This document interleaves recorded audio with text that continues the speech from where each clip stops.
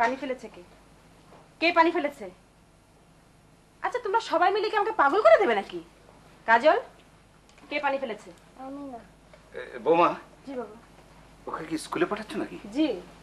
ও, এক কাজ করো, তুমি আমার ঘরে এসো, শুনে যাও, একটা কথা আছে, এসো। ধরো, এসো।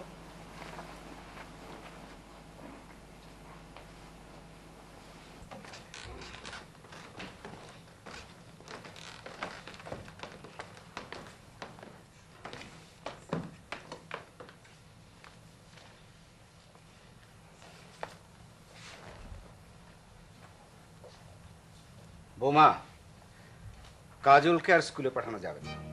কেন? কেন মানে? খবরের কাগজ পড়ো না?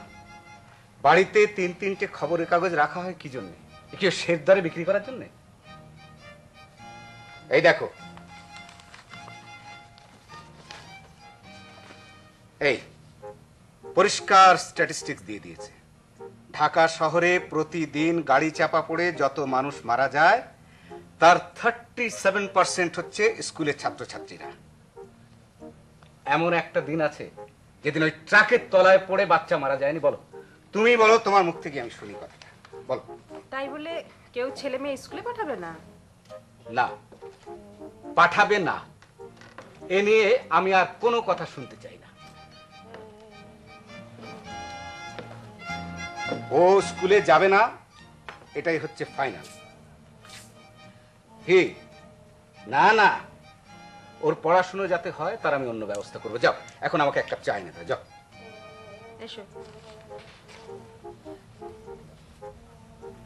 মিলা, তোমার পড়াশোনার এই কায়দাটা আমার একেবারে পছন্দ না।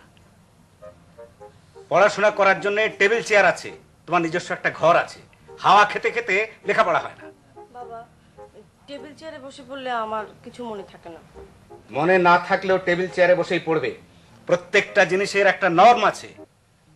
1 মাস পরে আমার পরীক্ষা, এখন টেবিল চেয়ারে বসে পড়লে তো সর্বনাশ হবে। এ নিয়ে আর কোনো কথা তোমার শুনতে চাই না, যাও।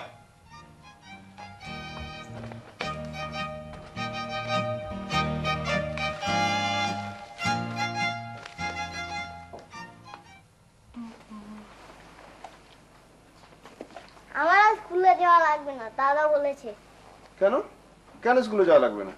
স্কুলের ছেলে মেয়েদের সব মেরে ফেলছে তো, তাই। কে মেরে ফেলছে বাবা? আমি স্কুলে গেলে আমাকেও মেরে ফেলবে। আরে,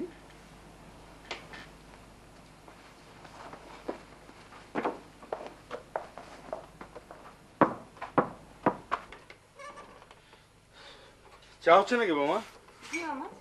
আমাকে দিও তো আর কাপ। আরে দুলাভাইয়ের কি হয়েছে বলো তো? আজ সকাল থেকে চেঁচামেচি শুরু করেছেন। জানি না মামা। আসলে তোমার ওই শাশুড়ি মরে যাওয়ার পর থেকেই এই সংসারের ইকুইলিব্রিয়ামটা নষ্ট হয়ে গেছে। আপা বেঁচে থাকতে দুলাভাই কেবল তার সঙ্গেই চেঁচামেচি করতেন, আজকাল সবসময় সবার সঙ্গেই চেঁচামেচি করছেন। আমি ডিসাইড করেছি যে এরপর থেকে ওর সঙ্গে আর কথাবার্তা বিশেষ বলবো না, কেবল যেটুকু প্রয়োজন সেইটুকু, এর বেশি নয়। জানি।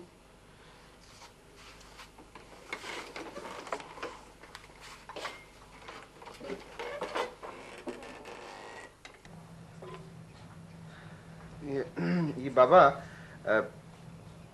আপনি নাকি বলেছেন স্কুলে সব ছেলে মেয়েদের মেরে ফেলছে? হ্যাঁ বলেছি, তাতে কি কোনো অন্যায় হয়েছে? মানে এই সমস্ত হালকা কথাবার্তা ছেলে মেয়েদের মনে এফেক্ট করে। হালকা কথাবার্তা? হালকা কথাবার্তা কাকে বলছো তুমি? শিশুর মৃত্যু তোমার কাছে হালকা ব্যাপার? বাবা, আমার হাসপাতালের সময় হয়ে যাচ্ছে, আমি পরে এনে আপনার সাথে কথা বলবো, কেমন? আরে মহামূর্খ, না বুঝি কথা বলে। দেখলে বৌমা, নিম্নতম বুদ্ধিবৃত্তি এর নেই। বাবা আপনার চা।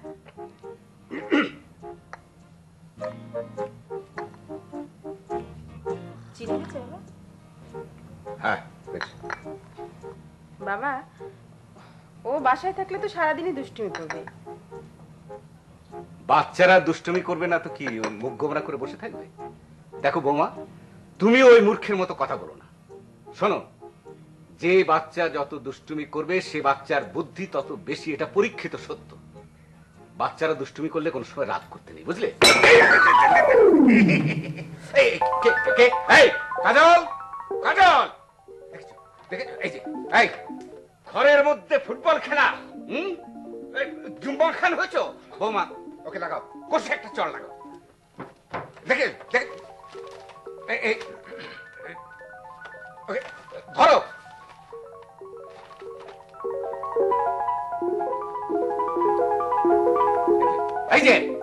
এই যে শোনো,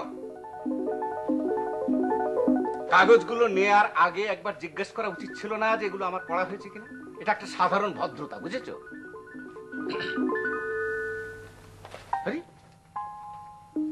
দেখলে বৌমা, বৌমা তুমি বিশ্বাস করবে কিনা জানি না, আমার কি ধারণা জানো, তোমার এই ছোট মামাটার নিশ্চয়ই মাথার দোষ হয়েছে।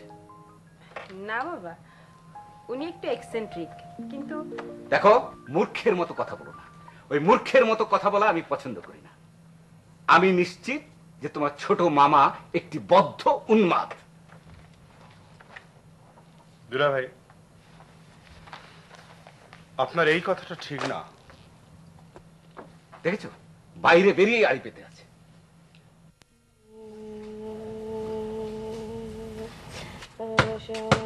উপু তোমাকে ডাকে। যা ভাগ। তোমার ছোট মামা তোমাকে ডাকে। এই কথা কানে যাচ্ছে না? যা। ডাকে তো। কি মুশকিল, সবাইকে বলে দিলাম না আমাকে ডাকাডাকি করা যাবে না। যা ভাগ। মীরা, মীরা, একটা সাংঘাতিক আপসেটিং ব্যাপার হয়ে গেছে। মামা, 1 মাস পর আমার পরীক্ষা, কোনো প্রিপারেশন নেই। আহা দুলাভাই, ধারণা আমি উন্মাদ। আমি তার কি করবো বলো? আমি বাঁচি না নিজের যন্ত্রণা। না না, এই যে প্রথমবার বললো তা তো নয়, এর আগে অনেকবার বলেছে, কিন্তু আমি কারণটা বুঝতে পারিনি। একদিনে আমি কারণটা বুঝতে পারলাম। মামা, কারণটা বলতে তোমার কতক্ষণ লাগবে? বেশি না, 2 মিনিট। হুম। আচ্ছা, এই সংসারে, এই সংসারে তুই আর বোমা হলি মেয়ে, আর আমরা 5 জন পুরুষ। 5 জন? 5 জন কোথায় পেলে? আরে ওই কাদের আর কাজলকে নিয়ে। ও আচ্ছা, এতে অসুবিধা কি? আহা, তাতেই তো সংসারের ইকুইলিব্রিয়াম নষ্ট হয়ে গেছে, ভারসাম্য শেষ। যে সংসারে পুরুষ এবং রমণীর সংখ্যা সমান হয় সেই সংসারের ভারসাম্য ঠিক থাকে। এখানে তা নেই। আচ্ছা, অতএব সবাই নরমাল ব্যবহার করছে।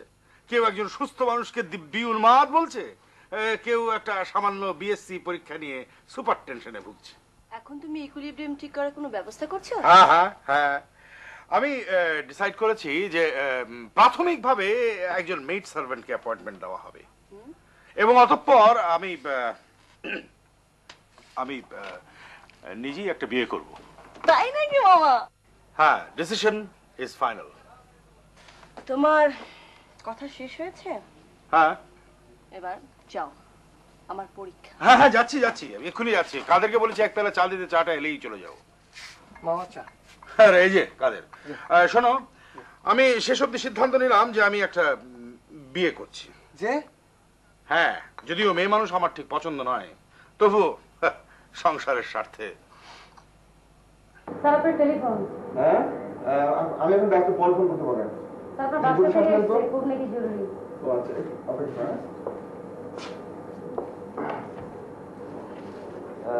হ্যালো, শোনো, আমি ছোট মামা। কি খবর মামা? আমি বিয়ে করব ঠিক করেছি। ও আচ্ছা, আমি জানি সিদ্ধান্তটা ভুল, কিন্তু এছাড়া জানো কোনো উপায় ছিল না। আজ সকালে যে একটা কাণ্ড ঘটলো। ইয়ে মামা, আমি এখন খুব ব্যস্ত, বাড়ি এসে শুনবো কেমন? আহা শোনোই না, 2 মিনিটের বেশি সময় আমি নেবো না। আসলে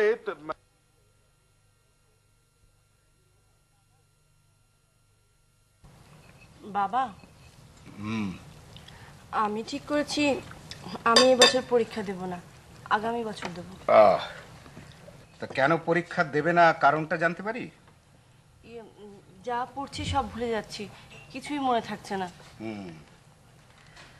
তা আগামী বছর যা পড়বে তাই মনে থাকবে এরকম ধারণার কোনো কারণ আছে কি? কি করব বলো, কিছুই তো মনে থাকে না। সারাক্ষণ বই নিয়ে বসে থাকলে ওরকমটি হবে। তোমার ফিজিক্যাল এক্সারসাইজ দরকার। বিকেলে মাঠে খেলতে যাবে। কি যে বলো তুমি, আমি মাঠে গিয়ে ফুটবল খেলবো নাকি? ফুটবল খেলার কথা আসছে কি করে? আমি কি তোমাকে ফুটবল খেলার কথা বলেছি? হ্যাঁ, আর মেয়েরা কি আজকাল ফুটবল খেলছে না? এসব কি যাতা বলছো তুমি?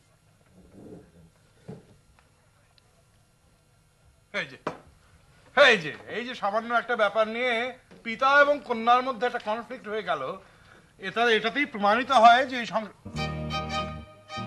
দুলাভাই আপনি আমার দিকে এভাবে কেন তাকিয়ে আছেন আমি তো বুঝতে পারছি না। আমি উঠলাম, আমার খাওয়া শেষ।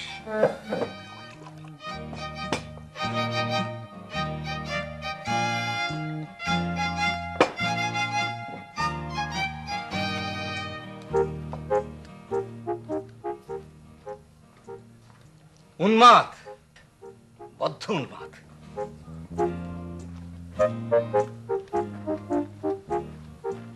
দুলাভাই, আপনার এই কথাটা ঠিক না। দেখেছো দেখেছো দেখেছো, হ্যাঁ, আড়ি পাতার একটা স্বভাব হয়েছে। বাইরে বেরিয়ে গিয়ে দরজায় কান পেতে বসে থাকবে। বাবা একটু ডাল দি।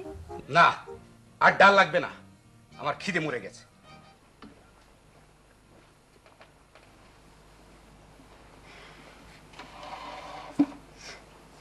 তোমাকে কি একটা কথা বলতে পারি? বাবার প্রসঙ্গে? হ্যাঁ। না, পারো না। শোনো, মা মারা যাওয়ার পর বাবা খুব নিঃসঙ্গ হয়ে পড়েছেন। আমাদের তাকে ক্ষমার দৃষ্টিতে দেখা উচিত। দীর্ঘদিন ধরেই দেখছি আমার নিজেরও একটা জীবন আছে। আমি যদি চাই আমার ছেলে স্কুলে পড়াশোনা করবে, তাহলে কি খুব অন্যায় যাও? দেখো, বাবার এই খেয়াল দুদিনই মিটে যাবে। তারপর দেখো কাজল যথারীতি আবার স্কুলে যাবে। যদি না মিটে তখন? তখন কি? তখন আমি আলাদা বাসা ভাড়া করব, নিজের মতো থাকবো, নিজের মতো ছেলে মেয়ে মানুষ করব। এই সমস্ত তুমি কি বলছো? বাবা বুড়ো মানুষ, উনি কোথায় যাবেন? যাবেন আবার কোথায়? উনি যেখানে আছেন সেখানেই থাকবেন। তার তো আর টাকার অভাব নেই, সেবা যত্নেরও অভাব হবে না। দেখো সোমা, এটা হচ্ছে বাবার একটা অতিরিক্ত ভালোবাসা প্রকাশ। মানে কাজলকে তিনি অতিরিক্ত ভালোবাসেন, তো তাই। অতিরিক্ত ভালোবাসেন? হ্যাঁ হ্যাঁ, তাই কেন? এতে কোনো তোমার সন্দেহ আছে নাকি তোমার? কোথায় পাজিটা? কোথায়? হ্যাঁ, কোথায় গেল? কোথায় কোথায় গেল? দেখো বৌমা, দেখো দেখো, এই বোতলের মধ্যে আমার গেঞ্জিটা ঢুকিয়ে রেখেছে। দেখো পাজির কাণ্ড। ও কোথায়? ওকে আর মেরে বাবা, ও তো এ ঘরে নেই। বাবা নেই, আমি নিজে দেখলাম এদিকে এসছে। কোথায়? এই তো, এইখানে। এই এই এই এই এই, এই। তোমায় চলো চলো, আজ আমি তোমায় দেখাচ্ছি। চলো, হ্যাঁ চলো আজ। ভালোবাসার বহিঃপ্রকাশ।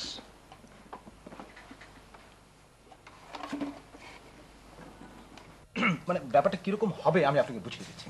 প্রাচীন ভারতে যে শিক্ষা পদ্ধতিটা চালু ছিল অনেকটা সেরকম, গুরুগৃহ টাইপ। একজন শিক্ষক সারাক্ষণ ছাত্রের সঙ্গে থাকবে। ফিজিক্স, কেমিস্ট্রি, জেনারেল হিস্ট্রি, সঙ্গীত, শিল্পকলা সব তাকে শেখানো হবে গল্পের মতো করে। মানে জীবন সম্পর্কে একটা বোধ তাকে দিতে হবে। যেমন ধরুন একটা বাচ্চা ছেলে ভিক্ষে করতে এসছে, তাকে দেখে যেন ছাত্রটির মনে হয় ওই আমি তো ভিক্ষে করছি না, ওই ছেলেটি কেন করছে। ক্লিয়ার? আই মিন মানে ওই থিঙ্কিং প্রসেসটাকে অ্যাক্টিভেট করতে হবে। একটা বাচ্চার জন্য বাড়াবাড়ি হয়ে যাচ্ছে না? মোটেই না। আপনি রবীন্দ্রনাথ ঠাকুরের ছেলেবেলার কথা চিন্তা করে দেখুন, তাকে কিভাবে মানুষ করা হয়েছে। অত্যন্ত শিশু বয়সে তিনি কঙ্কাল নিয়ে নাড়াচাড়া করেছেন, অস্থিরতা শিক্ষা করেছেন। আর যে জন্য আমরা কঙ্কালের মতো একটা কালোজয়ী গল্প পেয়েছি। আপনি কি কঙ্কাল ফঙ্কাল নিয়ে আসবেন না? অফকোর্স।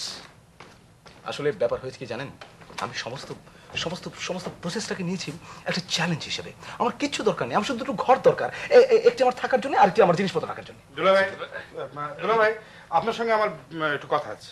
আহা, তুমি